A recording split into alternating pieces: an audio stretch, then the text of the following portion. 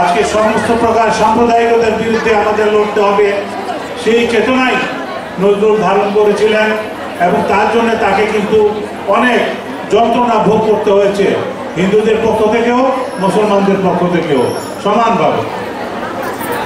কিন্তু তিনি তার সাম্প্রদায়িক চেতনা সমুন্নত রেখেছেন। আজকে আমরা স্বাধীন বাংলাদেশে সেই অসাম্প্রদায়িক চেতনা আমরা সমুন্নত রাখতে চাই নজরুলের চেতনায়।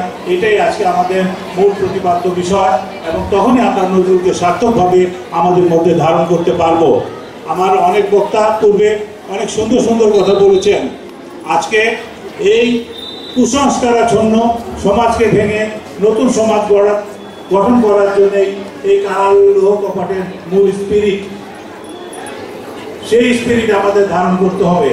আর তোমাদেরকে আরেকটি কথা বলি যে আজকে আমরা জয় বাংলা স্লোগান দিই, এই জয় বাংলা স্লোগান কিন্তু নজরুলই প্রথম এই জয় বাংলা স্লোগান দিয়েছিলেন এই দেশের মানুষকে ঐক্যবদ্ধ করার জন্যে এবং কুসংস্কারের বিরুদ্ধে একটি জাতীয়তাবাদী আন্দোলন গড়ে তোলার জন্যে।